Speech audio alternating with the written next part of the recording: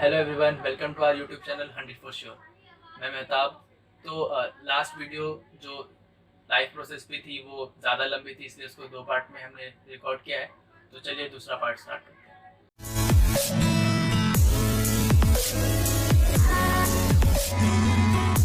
तो अब स्टार्ट करते हैं ह्यूमन डाइजेस्टिव सिस्टम। तो ह्यूमन डाइजेस्टिव सिस्टम स्टार्ट होता है माउथ टू एनस। ठीक है, माउथ से एनस तक ये पूरा आपका ह्यूमन डाइजेस्टिव सिस्टम है, जिसको हम एलिमेंट्री कैनाल भी कहते हैं। तो स्टेप बाय स्टेप समझते हैं। सबसे पहले इजेशन। इजेशन कहाँ शुरू होता है, कहाँ पे होता है? इजेशन होता है हमारे मुंह में। तो जब हम खाना खाते हैं तो सबसे पहले वो मुंह में जाता है। मुंह में हमारे पास बक्कल कैविटी है, जिसमें टीथ है, टंग है और सैलिवरी ग्लैंड है। तो इन तीनों का काम क्या है? टीथ का काम है कि वो खाने को छोटे छोटे टुकड़ों में तोड़ेगा। ठीक है, यानी वो छोटे छोटे पीसीस में हमारे जो खाना है उसको करेगा। फिर जो हमारा टंग है, टंग का काम है कि वो खाने को, जो हमारा सलाइवा है, ठीक है, सलाइवा है, उससे उसको मैस्टिकेट करेगा। बेसिकली टंग का जो फंक्शन है वो है मैस्टिकेशन ऑफ फूड। तो वो मैस्टिकेट करेगा। और सैलिवरी ग्लैंड जो है वो सलाइवा रिलीज करेगा, ताकि जो हमारा फूड है वो सॉफ्ट हो सके, और जो अमाइलेज है वो हमारे मुंह में ही कार्बोहाइड्रेट को डाइजेस्ट करने लगता है। इसलिए अगर आप रोटी को बहुत देर तक चबाते रहेंगे तो बाद में आपको मीठा लगने लगता है। तो ये तो हो गया इजेशन के थ्रू। फिर वो इजेस्टेड फूड जो है, जो हमने चबाया है, वो फिर हमारे एसोफेगस, जो हमारी आहार नली है, उसके थ्रू होते हुए वो स्टमक में जाता है। अब स्टमक में होता है दूसरा प्रोसेस, डाइजेशन का प्रोसेस। स्टमक में हमारे गैस्ट्रिक ग्लैंड्स होते हैं, जिनसे गैस्ट्रिक जूस सिक्रीट होते हैं। वो गैस्ट्रिक जूस कौन कौन से हैं? पेप्सिन है, HCl है और म्यूकस है। यहाँ पर एक बात आप याद रखें कि HCl डाइजेशन नहीं करता। HCl जो है एक मीडियम प्रोवाइड कराता है। HCl जो कि एक एसिड है, हाइड्रोक्लोरिक एसिड, वो पेप्सिन को एक एसिडिक मीडियम प्रोवाइड कराता, ताकि पेप्सिन उस फंक्शन में, यानी जो डाइजेशन का प्रोसेस है, जो उसका काम है प्रोटीन को ब्रेक डाउन करने का। ठीक है, तो वो प्रोटीन को ब्रेक डाउन कर सके, इसलिए HCl रिलीज होता है, ताकि उसको एसिडिक मीडियम मिल सके। अब यहाँ पर म्यूकस। तो जो म्यूकस है, एसिड जो है हमारे बॉडी में HCl, वो बहुत ही ज़्यादा स्ट्रॉन्ग एसिड है। उसका 1.2 pH वैल्यू होती है, यानी वो इतना स्ट्रॉन्ग है कि वो आपके हाथ तक जला सकता है। बट वो हमारे स्टमक में रिलीज होता है और हमें बिल्कुल भी पेन नहीं होता। क्यों? क्योंकि जो म्यूकस है वो हमारे स्टमक की लाइनिंग को HCl के एक्शन से प्रोटेक्ट करके रखता है। उसके बाद जो एसिडिक फूड है, जितना वो डाइजेस्ट हो चुका है, वो आगे जाता है हमारे स्मॉल इंटेस्टाइन में फर्दर डाइजेशन के लिए। अब यहाँ पर एक चीज और समझ लें कि स्टमक में एंजाइम्स के एक्शन के लिए जो मीडियम है वो एसिडिक होना चाहिए, पर स्मॉल इंटेस्टाइन में एंजाइम्स के एक्शन के लिए मीडियम बेसिक होना चाहिए। तो सबसे पहले जो जरूरी काम होता है वो होता है बाइल डक्ट का, जो कि बाइल जूस रिलीज करता है। जो हमारा गॉल ब्लैडर है वो बाइल जूस सीक्रेट करता है। बाइल जूस के दो काम है। पहला तो ये है कि जो एसिडिक फूड स्टमक से आया है स्मॉल इंटेस्टाइन में, उसको वो पहले बेसिक में कन्वर्ट करेगा, ताकि जो स्मॉल इंटेस्टाइन से जो एंजाइम रिलीज हो रहे हैं, ठीक है, जिसको हम इंटेस्टाइनल एंजाइम्स बोलते हैं, वो कार्बोहाइड्रेट, फैट्स और प्रोटीन को डाइजेस्ट कर सके। ठीक है, तो उनके एक्शन के लिए मीडियम का बेसिक होना जरूरी है, इसलिए बाइल जूस सीक्रेट होता है। फिर आता है लिवर। तो लिवर गॉल ब्लैडर के साथ मिलके जो बाइल जूस सीक्रेट करता है। तो मैंने बताया कि बाइल जूस फूड को जो है वो बेसिक मीडियम देगा, ताकि जो एंजाइम रिलीज हो रहे हैं, किससे? पैनक्रियास से। अब यहाँ पर पैनक्रियास का काम आएगा। तो बाइल जूस का पहला काम कि वो सभी फूड को बेसिक मीडियम देगा। फिर पैनक्रियास से जो पैनक्रियाटिक जूस रिलीज हो रहा है, जिसमें है ट्रिप्सिन और लाइपेज, उनके एक्शन के लिए बेसिक मीडियम प्रोवाइड कराया है बाइल जूस ने, तभी वो एक्शन करेंगे। तो बाइल जूस का दूसरा काम कि जो लार्ज फैट ग्लोब्यूल्स हैं, हमने जो खाना खाया उसमें फैट भी है, तो वो कॉम्प्लेक्स फैट है, उसको फिर फैटी एसिड और ग्लिसरॉल में कन्वर्ट करने के लिए बाइल जूस सीक्रेट होगा। तो बाइल जूस ने दो काम किया, एक तो बेसिक मीडियम प्रोवाइड कराया, दूसरा फैट के डाइजेशन के लिए। अब बेसिक मीडियम जब हो गया है तो पैनक्रियास फिर पैनक्रियाटिक जूस रिलीज करेगा, जैसे कि ट्रिप्सिन और लाइपेज। ट्रिप्सिन का काम होता है प्रोटीन्स को पेप्टोन्स या अमीनो एसिड्स में कन्वर्ट करना। ठीक है, तो वो प्रोटीन्स को ब्रेक करेगा और उसको पेप्टोन्स में बदलेगा। वहीं पर जो लाइपेज है वो फैट्स और लिपिड को डाइजेस्ट करेगा। तो बाइल का भी काम ये है, एक तरह से वो बाइल जो है वो इमल्सिफाई करता है, वो लार्ज फैट को वो स्मॉल फैट में बदलता है, फिर जो लाइपेज होता है वो उस फैट को लिपिड्स में बदल देता है। तो इस तरह से स्मॉल इंटेस्टाइन में जो एक्सेसरी ग्लैंड्स है वो उनके सिक्रेशन से डाइजेशन की प्रोसेस आगे चलती है। अब है एब्जॉर्प्शन। तो स्मॉल इंटेस्टाइन में जब ये डाइजेस्टिव फूड आगे जाता है तो फिर वो एब्जॉर्ब होता है, ठीक है। तो एब्जॉर्प्शन वाले एरिया में स्मॉल इंटेस्टाइन के एक फिंगर लाइक प्रोजेक्शन होता है। तो उस फिंगर लाइक प्रोजेक्शन को हम बोलते हैं माइक्रोविलाई। माइक्रोविलाई बेसिकली एक स्ट्रक्चर है जो स्मॉल इंटेस्टाइन के सरफेस एरिया को इंक्रीज करता है। कैसे, ये देखिए,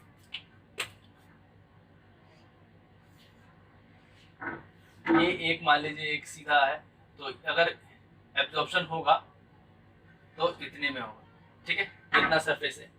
पर माइक्रोविलाई की वजह से क्या होता है कि जो सरफेस है वो उसका स्ट्रक्चर इस तरह से फिंगर लाइक प्रोजेक्शन, तो यहाँ पर सरफेस आप देख सकते हैं, यहाँ सरफेस इंक्रीज हो गया। तो माइक्रोविलाई बेसिकली क्या करता है, स्मॉल इंटेस्टाइन के अंदर उसका सरफेस एरिया को बढ़ा देता है, और जब सरफेस एरिया को इंक्रीज कर देता है तो रेट ऑफ एब्जॉर्प्शन बढ़ जाता है, या अमाउंट ऑफ एब्जॉर्प्शन बढ़ जाता है। इतने से स्मॉल इंटेस्टाइन में इतना ही एब्जॉर्प्शन होगा, पर इतनी सी ही जगह में इस फिंगर लाइक पोजीशन की वजह से जो एरिया है वो बढ़ गया है, इसीलिए यहाँ पर एब्जॉर्प्शन जो है वो ज्यादा हो पा रहा है सिर्फ और सिर्फ माइक्रोविलाई की वजह से। तो अब हो गया एब्जॉर्प्शन। अब आगे है एसिमिलेशन। तो एसिमिलेशन के लिए जो अगला पार्ट है वो है लार्ज इंटेस्टाइन। लार्ज इंटेस्टाइन में जो आप जैसे हमने जो खाना खाया उसके साथ जो वाटर आया, तो उस कुछ तो वाटर स्टमक में हमारे एब्जॉर्ब हो गया, कुछ आगे फिर डाइजेशन में जिस तरह से वो हेल्प करता है उसके बाद वो आगे तक गया, फिर आगे जो वाटर ज्यादा हो गया तो लार्ज इंटेस्टाइन ने उसको एब्जॉर्ब कर लिया। वाटर के एक्सेस एब्जॉर्ब के बाद वो सॉल्ट को भी एब्जॉर्ब करता है, ठीक है, और फिर उसके एसिमिलेशन के बाद जो मेन फीकल मैटर बच जाता है, जो वेस्ट प्रोडक्ट बच जाता है, उसको फिर रेक्टम के थ्रू एनस के ओपनिंग से बाहर कर दिया जाता है। तो अगला लाइफ प्रोसेस का पार्ट है रेस्पिरेशन। तो बेसिकली रेस्पिरेशन होता है क्या, अगर आप पूछे नॉर्मल बच्चों से तो वो कहेंगे कि सांस लेना, पर सांस लेना रेस्पिरेशन नहीं, सांस लेना रेस्पिरेशन का भी एक पार्ट है। तो रेस्पिरेशन में दो चीज़ें होती हैं, पहला एक्सचेंज ऑफ गैसेस जिसे हम ब्रीदिंग बोलते हैं, दूसरा सेलुलर रेस्पिरेशन जहाँ पर सिंपल जो फूड है उसको ब्रेक किया जाता है एनर्जी की फॉर्मेशन के लिए, ताकि एनर्जी उससे हमें मिल सके। तो रेस्पिरेशन में दो पार्ट हो गया, ब्रीदिंग जिसमें हम एक्सचेंज ऑफ गैसेस होता है, दूसरा है सेलुलर रेस्पिरेशन। तो पहले हम ब्रीदिंग समझ लेते हैं। ब्रीदिंग बेसिकली क्या है, इनहेल और एक्सहेल ऑफ गैसेस। जब हम सांस अंदर लेते हैं तो हम गैसेस को इनहेल करते हैं, और गैसेस क्या है, एक तरह का मिक्सचर है जिसमें बहुत सारे अदर गैसेस हैं। तो गैसेस के साथ जो हमें चाहिए ऑक्सीजन वो हम हमारे लंग्स एब्जॉर्ब कर लेते हैं, और जो वेस्ट है जैसे कार्बन डाइऑक्साइड उसको हम एक्सहेल कर देते हैं। तो इनहेल और एक्सहेल में डिफरेंस यही है कि इनहेल के समय हम एयर को अंदर की ओर लेते हैं, so taking in air inside your lungs, और एक्सहेल में हम बाहर छोड़ देते हैं। तो इसका एक मैकेनिज्म है। मैकेनिज्म इस तरह से, जब हम सांस अंदर लेते हैं, व्हेन वी इनहेल, तो क्या होता है कि रिब केजेस जो हैं वो आउटवर्ड जाती हैं बाहर की ओर, डायफ्राम जो है हमारा वो नीचे आ जाता है, और लंग्स का साइज नॉर्मल साइज से बड़ा हो जाता है। तो ये मैकेनिज्म है, ये चेंजेस आते हैं जब हम इनहेल करते हैं। एक्सहेल के समय क्या होता है, सारी हवा हम बाहर निकाल देते हैं, तो जो रिब केज है वो वापस अपनी सेम पोजीशन पे आ जाती है, यानी इनवर्ड। डायफ्राम जो है वो ऊपर की ओर आ जाता है, और लंग्स जो है अपने नॉर्मल शेप में और साइज में वापस आ जाता है। तो ये है इनहेल और एक्सहेल के बीच में difference. Respiration is a process जिसमें ग्लूकोज का ब्रेकडाउन होता है टू फॉर्म एनर्जी। हमने जो खाना खाया इसलिए खाया ताकि हमें उससे एनर्जी मिल सके। तो खाना खाते एनर्जी नहीं आती, वो डाइजेशन के बाद ग्लूकोज बनता है, फिर उस ग्लूकोज को एनर्जी बनाने के लिए यूज किया जाता है। तो ये जो रेस्पिरेशन का प्रोसेस है इसे सेलुलर रेस्पिरेशन इसलिए कहते हैं क्योंकि ये सारा प्रोसेस माइटोकॉन्ड्रिया के अंदर होता है, ठीक है। तो अब क्या है कि जो रेस्पिरेशन है उसमें ग्लूकोज ब्रेक होगा और एनर्जी फॉर्म करेगा। तो इस जो प्रोसेस है, ग्लूकोज के ब्रेकडाउन की जो प्रोसेस है वो दो तरह की है। एक जिसमें ऑक्सीजन चाहिए ही चाहिए, यानी बिना ऑक्सीजन के नहीं हो सकता, यानी वो ऑर्गेनिज्म जिनको ऑक्सीजन चाहिए होता है ग्लूकोज के ब्रेकडाउन के लिए, यानी उनमें जो रेस्पिरेशन होगा वो ऑक्सीजन की प्रेजेंस में होगा। दूसरे वो ऑर्गेनिज्म जिनको जरूरत नहीं होती ऑक्सीजन की और वो ग्लूकोज से अपना या किसी भी शुगर से वो अपना एनर्जी खुद बना लेते हैं बिना किसी ऑक्सीजन के रिक्वायरमेंट के, यानी उनके शरीर में जो रेस्पिरेशन होगा वो इन एब्सेंस ऑफ ऑक्सीजन होगा। तो इन प्रेजेंस ऑफ ऑक्सीजन को हम एरोबिक रेस्पिरेशन बोलते हैं और इन एब्सेंस ऑफ ऑक्सीजन को हम एनारोबिक रेस्पिरेशन बोलते हैं। तो जो हमारा प्रेजेंस में होता है वो ज़्यादा एफिशिएंट माना जाता है। क्यों? क्योंकि उसमें जो शुगर होता है या जो ग्लूकोज का ब्रेकडाउन होता है वो प्रॉपर होता है। उसमें जो बाई प्रोडक्ट है, कोई भी रिएक्शन में जो बाई प्रोडक्ट है वो डिसाइड करता है कि रिएक्शन कितनी कंप्लीटली हुई है। एरोबिक रेस्पिरेशन में जो कंप्लीटली ब्रेकडाउन होता है, कंप्लीट ब्रेकडाउन होता है, उसमें सिर्फ और सिर्फ कार्बन डाइऑक्साइड और वाटर और एनर्जी बनती है। एनर्जी, कार्बन डाइऑक्साइड और वाटर बनता है। जबकि जो एनारोबिक रेस्पिरेशन है उसमें जब ब्रेकडाउन होता है एनर्जी फॉर्म करने के लिए तो उसमें जो लार्ज अमाउंट में बाई प्रोडक्ट है वो अल्कोहल बनता है और कार्बन डाइऑक्साइड बनता है और हमारा एनर्जी बनता है। तो बाई प्रोडक्ट जो है एनारोबिक रेस्पिरेशन में वो ज़्यादातर एनर्जी बाई प्रोडक्ट बनने में ले लेता है, यानी अल्कोहल बनने में लग जाता है, पर यहाँ पर मोस्ट ऑफ द ग्लूकोज को जो है वो कम्प्लीटली एनर्जी में बदल दिया जाता है। तो इसीलिए एरोबिक रेस्पिरेशन मोर एफिशिएंट है, बहुत ज़्यादा अच्छा है एनारोबिक रेस्पिरेशन के, क्योंकि पूरी एफिशिएंसी के साथ एनर्जी फॉर्म होती है एरोबिक रेस्पिरेशन में। अब हम एक और केस के ऊपर चलते हैं। जब हम बहुत ज़्यादा एक्सरसाइज करते हैं, बहुत ज़्यादा एक्सरसाइज करने के बाद क्या होता है, या हम क्रिकेट खेल लेते हैं, जैसे आप रेगुलर क्रिकेट नहीं खेलते हैं, फुटबॉल खेल लेते हैं, तो हमारे मसल्स में क्रैम्प आने लगता है, ऐंठन आने लगती है। वो क्यों आती है? जब हम नॉर्मल डे के मुकाबले जब हम एक्सरसाइज करते हैं तो हमारे बॉडी में ऑक्सीजन डिमांड बढ़ जाती है, क्योंकि मसल्स ज़्यादा एनर्जी बना रहे होते हैं। तो उस एनर्जी की रिक्वायरमेंट को फुलफिल करने के लिए बॉडी को एनर्जी बनानी, ऑक्सीजन चाहिए होती है।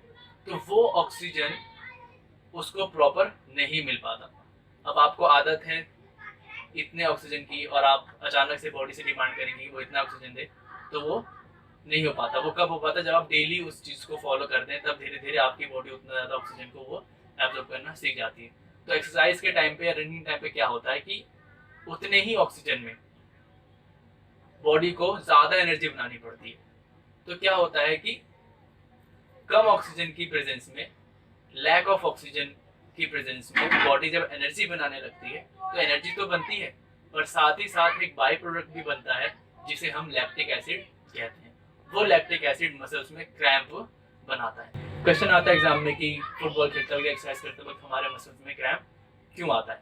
तो हम वहाँ पर यही बताएंगे कि ड्यूरिंग एक्सरसाइज बॉडी की ऑक्सीजन एनर्जी डिमांड बढ़ जाती है, पर लिमिटेड सप्लाई ऑफ ऑक्सीजन की वजह से बॉडी एनर्जी तो बनाती है, बट उसके साथ एक बाई प्रोडक्ट भी बन जाता है जिसे हम लैक्टिक एसिड बोलते हैं, और वही लैक्टिक एसिड मसल्स में क्रैम्प करता है। तो अब आते हैं अगले हमारे प्रोसेस के ऊपर, जिसका नाम है ट्रांसपोर्टेशन।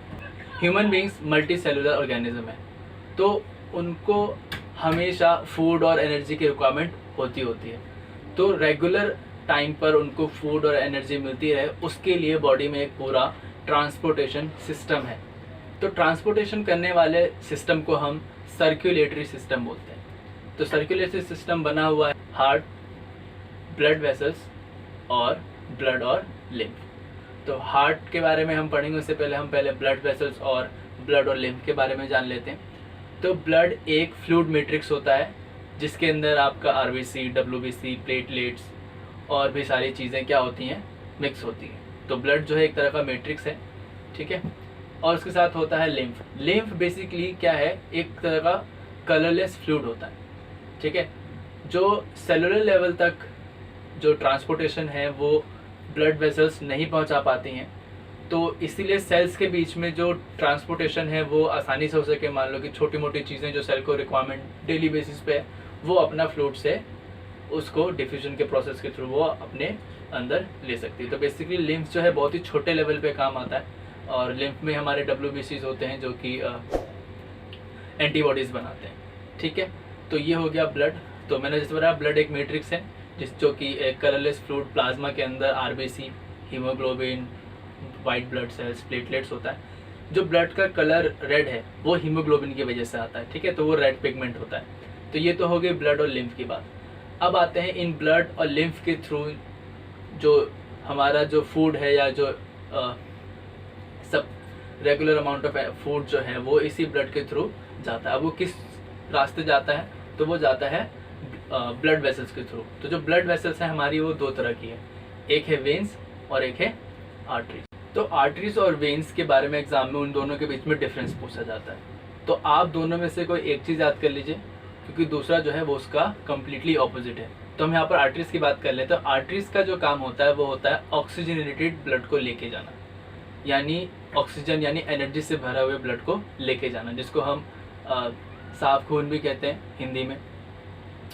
तो ऑक्सीजनेटेड ब्लड को लेके जाना। अब ऑक्सीजनेटेड ब्लड कहाँ से मिलेगा, तो वो मिलेगा हमें हार्ट से। तो यानी आर्टरीज में जो ट्रांसपोर्टेशन है उसकी डायरेक्शन क्या है, heart to organs. Arteries oxygenated blood लेके जाएगा हार्ट टू ऑर्गन्स, ठीक है। अब इसकी वॉल कैसी होती है, ज़्यादा थिक और इलास्टिक होती है, ठीक है, ताकि जो प्रेशर है वो उसको आसानी से संभाल सके, ठीक है। जब ब्लड पंप किया जाता है हार्ट के द्वारा तो बहुत ज़्यादा प्रेशर होता है। हार्ट इतना प्रेशर क्रिएट करता है कि आप 30 मंजिल तक पानी पहुंचा सकते हैं, इतना उसका प्रेशर होता है, ठीक है। तो उसी हिसाब से फिर आर्टरीज को भी मजबूत होना ज़रूरी है। वहीं पर अगर हम वेन्स की बात करें तो जैसे आर्टरीज ऑक्सीजनेटेड ब्लड लेके जाता है, तो यहाँ पर वेन्स जो है वो डीऑक्सीजनेटेड ब्लड लेके जाता है, यानी जिसे हम गंदा खून भी कह सकते हैं, क्योंकि उसमें वेस्ट होता है और टॉक्सिक सब्सटेंस होता है, ठीक है। तो इसमें ट्रांसपोर्टेशन कहाँ से होगा, यानी कि इसमें कार्बन डाइऑक्साइड है तो ये ऑर्गन्स टू हार्ट आएगा, यानी बॉडी के पार्ट से लेकर हार्ट की ओर इसका मूवमेंट होगा। आर्टरीज की direction heart to other parts the body के, यहाँ पर जो डायरेक्शन होगी वो पार्ट से हार्ट की ओर होगी। और इसकी जो स्ट्रक्चर होता है वो थोड़ा पतला होता है और कम इलास्टिक होता है, क्योंकि जो इसमें प्रेशर होता है वेन्स में वो थोड़ा आर्टरीज के मुकाबले। तो अब बात करते हैं सबसे इम्पोर्टेंट ऑर्गन हमारी बॉडी में, ब्रेन से भी ज़्यादा, हार्ट की। तो हमारा हार्ट जो है वो 4 चेम्बर्ड हार्ट है। अब हार्ट बना किससे, हमारा कार्डियक टिश्यू से बना है, ठीक है। कार्डियक मसल से हमारा जो हार्ट है वो बना हुआ है। ये 4 चेम्बर्ड होता है, 2 हिस्से लेफ्ट और 2 हिस्से राइट में। ऊपर का जो हिस्सा है उसे हम अर्टेरियम बोलते हैं और नीचे वाले को वेंट्रिकल। तो लेफ्ट साइड में ऊपर होगा लेफ्ट अर्टेरियम और नीचे होगा लेफ्ट वेंट्रिकल, और राइट साइड में होगा राइट अर्टेरियम और उसके नीचे होगा राइट वेंट्रिकल। अब ये जो 2 अलग अलग यानी 4 चेम्बर इसलिए हैं ताकि एक समय में हार्ट में ब्लड जो आए वो ज़्यादा हेक्टिक ना करे, यानी मिक्स ना हो पाए, और जो प्रेशर है उसको कंट्रोल किया जा सके। तो जो बॉडी पार्ट से ब्लड आता है वो सबसे पहले राइट अर्टेरियम में जाएगा, फिर राइट अर्टेरियम से वो राइट वेंट्रिकल में जाएगा, फिर हार्ट उसे कम प्रेशर के साथ लंग्स में भेजेगा। लंग्स में सारा प्यूरिफिकेशन का काम होगा, फिल्ट्रेशन का काम होगा, फिर उस ब्लड को लेफ्ट अर्टेरियम में भेजा जाएगा, फिर अर्टेरियम से वो लेफ्ट वेंट्रिकल में आएगा और वो ऑक्सीजनेटेड ब्लड हाई प्रेशर के साथ दोबारा बॉडी में भेज दिया जाएगा। आप इस डायग्राम में देख सकते हैं जिस तरह से इसमें समझाया गया है कि जो सर्कुलेशन है ब्लड का हार्ट में वो 2 बार हो रहा है, एक डीऑक्सीजनेटेड ब्लड के लिए और एक ऑक्सीजनेटेड ब्लड के लिए, यानी एक कंप्लीट साइकिल में हार्ट में ब्लड 2 बार सर्कुलेट करता है। इसीलिए इस तरह के सर्कुलेशन को हम डबल सर्कुलेशन बोलते हैं। तो ये डबल सर्कुलेशन क्या करता है कि इंटरमिक्सिंग ऑफ ब्लड को रोकता है। अगर हमारे बॉडी में इकट्ठा ही सारा हर जगह से ब्लड आएगा या इकट्ठे ब्लड जाएगा तो इंटरमिक्सिंग का खतरा रहेगा, क्योंकि ऑक्सीजनेटेड ब्लड डीऑक्सीजनेटेड ब्लड से मिक्स हो सकता है। तो एक बार में एक जगह पे सिर्फ ऑक्सीजनेटेड आता है, सर्कुलेट करता है, और एक जगह पे सिर्फ डीऑक्सीजनेटेड ब्लड सर्कुलेट करता है। तो ये है डबल सर्कुलेशन। अब बात करते हैं ट्रांसपोर्टेशन इन प्लांट्स। तो प्लांट ह्यूमन बीइंग के मुकाबले थोड़ा सिंपल ऑर्गेनिज्म है, तो उसमें जो सिस्टम होगा वो भी बहुत सिंपल होगा। तो प्लांट में ट्रांसपोर्टेशन के लिए वस्कुलर बंडल्स हैं, ये हम वस्कुलर टिश्यू बोलते हैं, 2 तरह के, एक हमारा है जाइलम, दूसरा है फ्लोएम। तो ट्रांसपोर्टेशन प्लांट में 2 चीज़ें सबसे ज़रूरी है कि उनको खाना चाहिए, दूसरा वाटर और मिनरल्स चाहिए। तो वाटर और मिनरल्स उनको रूट्स से मिलता है, ठीक है। रूट्स वाटर और मिनरल्स को एब्जॉर्ब करते हैं। एब्जॉर्ब करने के बाद जो उसका ट्रांसपोर्टेशन है पूरे प्लांट में, यानी वर्टिकल डायरेक्शन में उसका जो ट्रांसपोर्टेशन की जो डायरेक्शन है जाइलम में वो वर्टिकली होती है, ठीक है। यानी वो नीचे से ऊपर की ओर जाएगा, यूनिडायरेक्शनल होगा, ऊपर से नीचे नहीं आएगा, एक ही डायरेक्शन में इसका फ्लो होगा। तो ये कौन करता है? जाइलम। तो जाइलम रिस्पॉन्सिबल होता है प्लांट में वाटर और मिनरल के ट्रांसपोर्टेशन के लिए। वहीं पे दूसरी ओर है फ्लोएम। फ्लोएम का काम होता है कि पत्तियों में बने हुए भोजन को, या जो पत्तियों में खाना बना है फोटोसिंथेसिस के बाद, उसको पत्तियों से different parts of the plant तक पहुंचाना। तो जाइलम वाटर और मिनरल्स को रूट से शूट तक पहुंचाएगा, ठीक है, और जो फ्लोएम है वो लीफ से other parts of the plant तक पहुंचाएगा। एक्सक्रीशन। अब सभी प्रोसेसेस होने के बाद हमारे बॉडी में कुछ हार्मफुल सब्सटेंस भी बनते हैं, कुछ बाय प्रोडक्ट्स भी बनते हैं। तो इन वेस्ट, इन टॉक्सिक सब्सटेंस का बॉडी से निकलना बहुत ज़रूरी है, नहीं तो ये हमारी बॉडी के ऑर्गन्स को डैमेज कर सकते हैं। तो इन्हीं वेस्ट मटेरियल्स का बॉडी से बाहर निकलना, तो ये जो पूरा प्रोसेस है, वो प्रोसेस जिसमें बॉडी से रिमूव किया जाता है वेस्ट को, इस पूरे प्रोसेस को हम एक्सक्रीशन बोलते हैं। तो एक्सक्रीशन क्या है? It is a process by which removal of waste is occur, ठीक है। तो रिमूवल ऑफ वेस्ट जो होता है, इस प्रोसेस को हम एक्सक्रीशन बोलते हैं। तो अब हम पढ़ते हैं प्लांट में एक्सक्रीशन किस तरह से होता है। ह्यूमंस का हम इसके बाद पढ़ेंगे। प्लांट में एक्सक्रीशन इस तरह से होता है कि मैंने आपको बताया कि जो सिंपल ऑर्गेनिज्म है उसमें सिस्टम नहीं है, एक्सक्रीशन सिस्टम नहीं है, तो उसमें कहीं भी किसी भी जगह से एक्सक्रीशन हो सकता है, यानी बहुत सिंपल प्रोसेस होगा। ऑर्गेनिज्म जितना ज़्यादा कॉम्प्लेक्स होगा, उसके अंदर लाइफ प्रोसेस के जो इवेंट्स होंगे वो बहुत ज़्यादा कॉम्प्लेक्स होंगे, ठीक है। तो यहाँ पर अगर हम प्लांट में एक्सक्रीशन की बात करें, तो प्लांट में एक्सक्रीशन कई जगह से हो सकता है, जैसे कि स्टोमेटा के थ्रू गैसेस का एक्सचेंज होना, वो ऑक्सीजन को रिमूव करता है, वो भी एक तरह का वेस्ट रिमूवल है।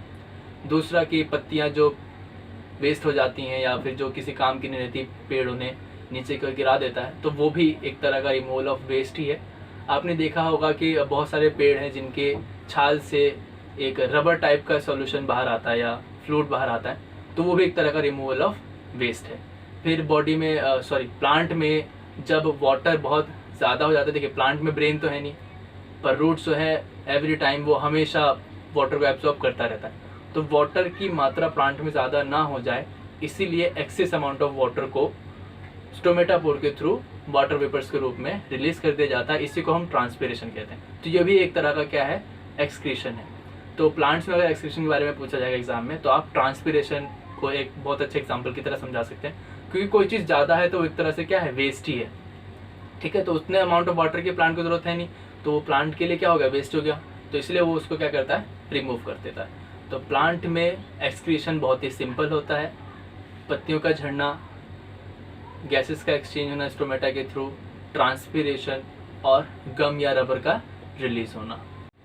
तो अब बात करते हैं एक्सक्रीशन इन ह्यूमन बींग्स। तो ह्यूमन बींग एक बहुत ही कॉम्प्लेक्स ऑर्गेनिज्म है, तो हर एक प्रोसेस के लिए जब उनके पास सिस्टम है, तो उसी तरह से उनके पास एक्सक्रीशन के लिए भी सिस्टम है। ह्यूमन एक्सक्रीटरी सिस्टम में सबसे पहला पार्ट होता है 1 pair of kidney, 1 pair of ureter, एक यूरिनरी ब्लैडर और यूरेथ्रा, ठीक है। तो ये पार्ट मिलकर एक पूरा सिस्टम बनाते हैं, जिसे हम बोलते हैं एक्सक्रीटरी सिस्टम। तो आइए सबसे पहले हम बात कर लेते हैं किडनी की। तो किडनी जो है बीन शेप्ड होता है और रेडिश इन कलर होता है, ठीक है, डार्क रेड कलर होता है इसका और बीन शेप का होता है। किडनी को फिल्टर ऑफ द बॉडी भी बोला जाता है, क्योंकि ये हमारे ब्लड को फिल्टर करता है, ब्लड में मौजूद टॉक्सिक वेस्ट को वो रिमूव कर देता है, इसीलिए उसको फिल्टर बोला जाता है। तो बेसिकली जो इसका फंक्शन है वो फिल्ट्रेशन का फंक्शन है। अब किडनी में जो फंक्शनल यूनिट है, किडनी की जो फंक्शनल यूनिट है उसको हम नेफ्रॉन बोलते हैं। तो एक नेफ्रॉन का पूरा नेटवर्क होता है किडनी में, जो कि फिल्ट्रेशन की प्रोसेस को कंप्लीट करता है। तो नेफ्रॉन में ही सारा फिल्ट्रेशन होता है। जैसे कि लंग्स में एल्वियोलाई जो है वो फंक्शनल यूनिट है, उसी में ही सारा गैसेस का एक्सचेंज होता है, ऑक्सीजन का अटैच होना, कार्बन डाइऑक्साइड का रिमूव करना, उसी तरह से किडनी भी फिल्टर का काम करती है। तो एक तरह से लंग्स भी हमारे बॉडी का एक फिल्टर हो गया और किडनी भी एक तरह से फिल्टर हो गया। तो किडनी जो है एक बहुत सारे नेफ्रॉन्स का एक नेटवर्क बन जाता है। तो सारा जो फिल्ट्रेशन का प्रोसेस है वो नेफ्रॉन में ही होता है। तो नेफ्रॉन क्या है? नेफ्रॉन बेसिकली बहुत पतली पतली जो कैपिलरीज हैं उनका एक गुच्छे की तरह क्लस्टर है, जिसको हम ग्लोमेरुलस ट्यूब्यूल बोलते हैं। ठीक है, गुच्छे को, उस बहुत ही पतले कैपिलरीज के गुच्छे को हम ग्लोमेरुलस ट्यूब्यूल बोलते हैं, जो कि एक कप शेप्ड से स्ट्रक्चर से जुड़ा होता है, जिसे हम बोमन कैप्सूल बोलते हैं। और बहुत सारी एसोसिएटेड आर्टरीज भी इसके साथ होती हैं, इस कैप्सूल से जुड़ी होती है। तो जो स्ट्रक्चर बनता है नेफ्रॉन का, वो होता है कि cluster of thin walled vessels, ठीक है, कैपिलरीज जो हैं, जिनको हम ग्लोमेरुलस बोलते हैं। और वो जो ग्लोमेरुलस जो एक तरह क्लस्टर है, वो जुड़ा होता है कप शेप्ड स्ट्रक्चर से, जिसको हम बोलते हैं बोमन कैप्सूल। ठीक है, और वो फिर अदर्स आर्टरीज और ब्लड कैपिलरीज के साथ जुड़ा हुआ होता है। फॉर्मेशन ऑफ यूरिन में किडनी है, किडनी में मौजूद नेफ्रॉन है, नेफ्रॉन में ग्लोमेरुलस ट्यूब्यूल है, बोमन कैप्सूल है और रेनल आर्टरी है। तो रेनल आर्टरी क्या करती है, ऑक्सीजनेटेड ब्लड लेके आती है किडनी में। ठीक है, तो उस ब्लड के साथ अदर वेस्ट भी होते हैं, नाइट्रोजनस वेस्ट भी होते हैं, टॉक्सिक सब्सटेंस भी होते हैं। ठीक है, तो उस ब्लड को फिर ग्लोमेरुलस ट्यूब्यूल क्या करता है, फिल्टर करता है। तो जो उससे जो फिल्टर्स होता है वो नेफ्रॉन के अलग अलग पार्ट्स में जाता है। ठीक है, तो जो ब्लड आएगा रेनल आर्टरी, वो उसे किडनी में लेके जाएगी, किडनी में मौजूद नेफ्रॉन के जो ग्लोमेरुलस ट्यूब्यूल हैं वो उसको फिल्टर करेंगे, और जो फिल्ट्रेट है फिर वो डिफरेंट पार्ट्स ऑफ नेफ्रॉन में जाएगा। तो जैसे जैसे ये फिल्ट्रेट नीचे आता है, जैसे कि जो ट्यूबुलर पार्ट है, जो ट्यूब्स वाला पार्ट है नेफ्रॉन का, नीचे वाला हिस्सा जो है, वहाँ जैसे जैसे आता है तो ब्लड में जो ग्लूकोज है, अमीनो एसिड है, या एक्सेस अमाउंट ऑफ वाटर है, उसको सिलेक्टिवली किडनी जो है वो एब्जॉर्ब कर लेता है। ठीक है, तो इस तरह से यहाँ पर एब्जॉर्प्शन भी हुआ। यानी फिल्ट्रेशन का मतलब ये है कि काम की चीज़ को आप अपने पास रखें और जो वेस्ट है उसको अलग कर दें। ठीक है, तो यहाँ पर क्या होता है कि जो अमीनो एसिड है, एक्सेस वाटर है, जो ग्लूकोज है, उसको नेफ्रॉन जो है वो अलग कर देता है, एब्जॉर्ब कर लेता है और बाकी को आगे भेज देता है। तो जो अमाउंट ऑफ वाटर रीअब्जॉर्ब हुआ है वो डिपेंड करता है कि कितना वाटर आपकी बॉडी में है। अगर आप ज़्यादा पानी पीते हैं तो जाहिर सी बात है कि आपके बॉडी में जो अमाउंट ऑफ वाटर है वो ज़्यादा होगा, और कितना नाइट्रोजनस वेस्ट जो है आपका एक्सक्रीट आउट हुआ है। ठीक है, स्वेटिंग भी एक तरह का एक्सक्रीशन ही है। तो जो फ्लूइड हुआ है, जो फ्लूइड अब फिल्ट्रेट हुआ है, उसको फिर वो नीचे जाएगा, नीचे यानी ट्यूबुलर पार्ट में और नीचे जाएगा, और फिर वो यूरेटर के थ्रू होके यूरिनरी ब्लैडर में इकट्ठा हो जाएगा।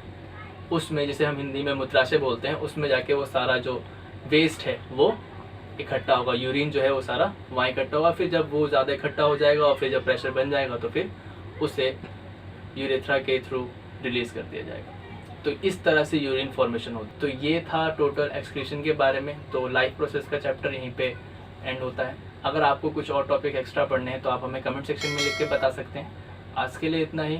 Thank you, have a good day.